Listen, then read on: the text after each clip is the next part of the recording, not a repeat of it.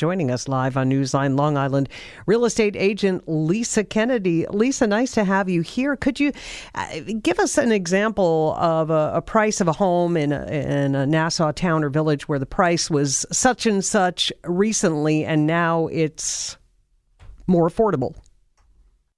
I think that across the board, the housing is coming to. Let me back up a little bit. Okay. What I'm seeing is not necessarily that. What I'm seeing is that houses are now selling for the list price or maybe Ah, slightly below. What's happening is we're not getting these 50, 60, $70,000 over ask price. got And I you. think that In other words, everything in the Lisa, like market. like during the pandemic, all the bidding wars for homes in the suburbs? Well, honestly, that's still going on. That definitely is still going on, depending on neighborhood. And the most important element here is your list price. If you wanted me to elaborate, I could a little bit.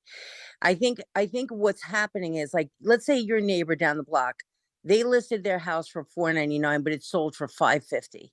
So now people who are looking to sell now want to list their house at this inflated 550 number, which was a bidded up to number. And those houses are sitting. I If they see. would list their house at 499, they may even still go up to that number. But it's Right. almost like, you understand what I'm saying with that? Yeah, I do, because when you're looking for a house and you look at the price of something that you like, you want to look at the comps, right? The houses that are Absolutely. similar. Absolutely. And what I'm seeing is, and I was actually just training a new agent, and we were looking at the expired listings, which is a new phenomenon in this recent market. I mean, we've had it before in the past, but all of a sudden we're starting to see these listings expire. And when we look at them and we take them apart and say, why is this house not selling? The only answer is always the number. So, for example, we have a house that expired in West Babylon. It was listed for 575. When you look at the comps in the area, everything is closing around 525, 530. So because they put that 575 number on it, it's killing them. If they would have come in with a 499 list price, they could have already been done at 540. Right, got you. So, So Lisa, what does the future hold for the spring market? I mean, might you be able to, if you see a house at 575, might you be able to negotiate it to a more yes. reasonable Yep. 525 or 530? Yeah, you might be able to do that depending on the agent. That whatever agent you're working with should have the ability to pull comps when you want to make an offer. So when you want to make an offer, have the agent pull the comps in the area, and that's your education as to where you can come in at.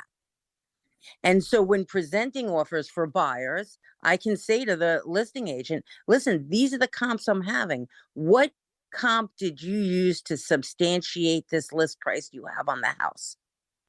Help me. Right. And if they don't have it, they don't have it. Yeah, yeah. I got to ask you though, in terms of Sure. any house prices coming down. I mean, with what the Fed's been doing, mortgage rates have been going up. Is Okay. that making people any less willing to I'm bid really, bid on really, a really high glad that price? I'm really, really glad that you asked that, because it's very interesting the way younger, more financially savvy buyers look at that. And I'm dealing with a lot of buyers right now, and they're all moving into contract, is they know they're going to refinance. It's like in the old days when we bought a house and, we had an interest rate, we thought we were, stuck with that forever. And oh, woe is me, look at that amortization schedule. Do you know what I mean? But buyers today know, hey, I'll just wait for it to drop and I'll be ready to refinance it. Yeah, and Lisa, before we go, also want to ask you about, the spring market. You would think that Mhm. more houses would be coming on the market in spring. Nice time to put a house up. If there's more inventory, then might we see a little bit of an easing in prices? Absolutely, supply and demand. Right. But what I will say about that is we're at this point in this market where sellers do not adjust to a change in the market quickly, where buyers adjust, whether they're going to pay more or less. Buyers adjust within a month, honestly. They will either pay more or they will ask for less. But sellers traditionally take a lot longer to come around to that.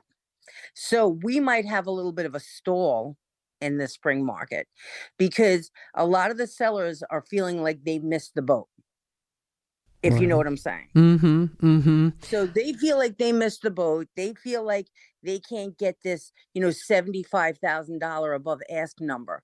They can still get that 100%, but they have to list appropriately. Right. That is my biggest advice to anybody who's thinking of selling their house, who wants to capture the end, maybe towards the end of this high market. List your house with a tight number. Yeah. That tight number will create the activity will create the offers, and the competition will create the overbid. Right. Long Island So real estate agent Lisa Kennedy. I'm like a Zillow addict, so I could talk about this all day long and look at me too. houses. It's so great to talk with you. We thank Anytime. you very much. Have a good weekend of selling.